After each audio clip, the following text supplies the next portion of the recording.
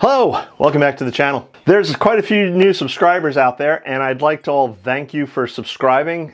Maybe you've watched one of my prior videos, whether it was something to do with the citrus up potting or no dig or whatever it was, maybe one of my wacky shorts that I've done. However you found me, welcome. For all the new subscribers, my name is Jason.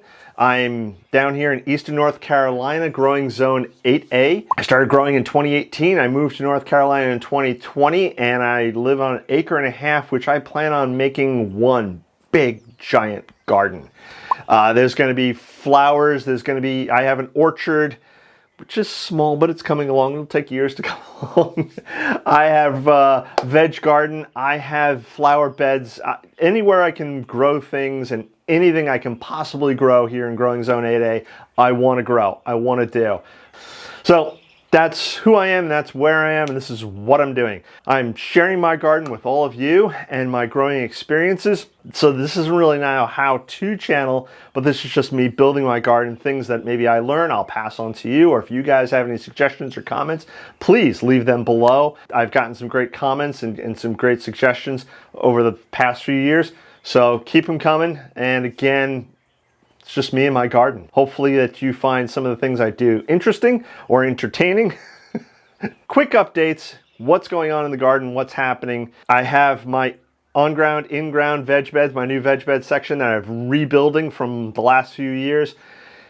It's coming along quite nicely. Probably the biggest change that I'm making this year is, again, it's going to be one, I believe it's 14 foot deep by 30, 40 feet long. So last few years I had rows, and it was a pain in the neck to maintain and to mow around. So this year I'm going one large bed area, but to make things a little easier for myself, I'm doing a little, I have a lot of wood chips, so I'm doing little wood paths. I'm using the no dig method, so it's essentially you're putting cardboard on the ground to suppress weeds and grass, which may be there, and then you're putting your compost, wood chips, etc. right on top of that. Ran out of cardboard that I normally have from boxes that you accumulate and whatnot, and I needed to get the beds built, so what I did was I went out and bought a roll of corrugated rolled up cardboard.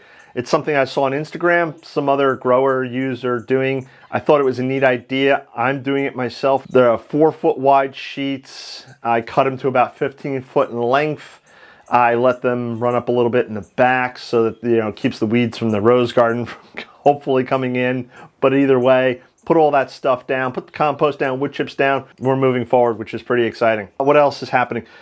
A lot of the stuff, the seeds and whatnot I've grown from here, I've been putting outside already because they're getting big enough, and hopefully I'll be getting rid of some of it soon because I don't need 50 snapdragons or 50 marigolds. Some of these seeds are very fine, so you just, and basically, me personally, I empty the whole packet into a seed tray. Whatever comes up, comes up. If there's a lot of viable plants, great.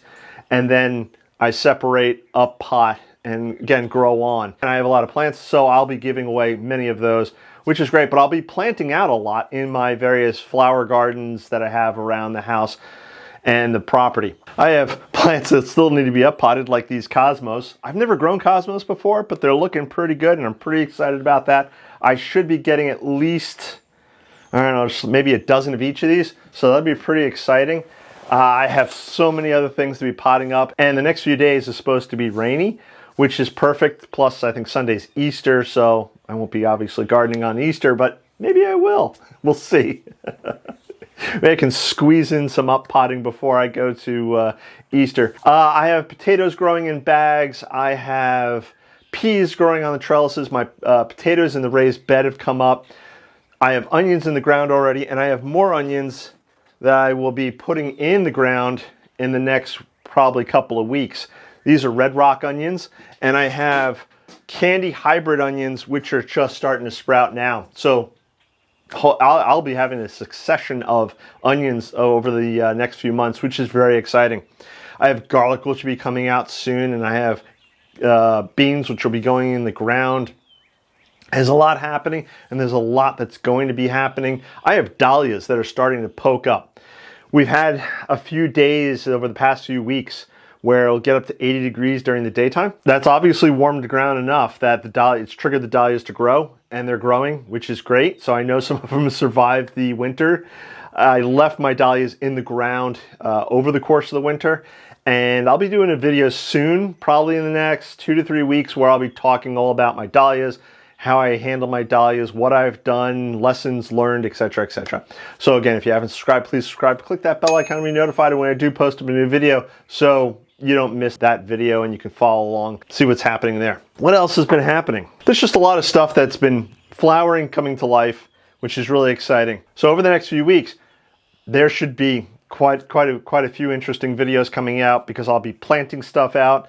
I will be starting new stuff from seeds, and I'll be planting seeds directly in ground, but I'll also be starting seeds here in the greenhouse. I can use the greenhouse, depending upon the weather, until about May-ish. Once May rolls around and the weather gets consistently warm, right now we're sort of doing a high-low thing, then I won't be able to use the greenhouse anymore, because the daytime temperatures will stay at a consistent 110 to 120 degrees, even with shade cloth. I can still start stuff from seeds. I'll just be putting it directly onto the potting bench to grow on, and eventually potting it out into the garden someplace. Spring is here. Things are happening. The pace is starting to pick up a little bit. I have a lot of stuff growing, a lot of stuff that's getting planted, and a lot of interesting things going to be happening in the next few months. That's going to wrap it up for today. Short video, hopefully, and I'm going to catch you on the next one. Bye-bye.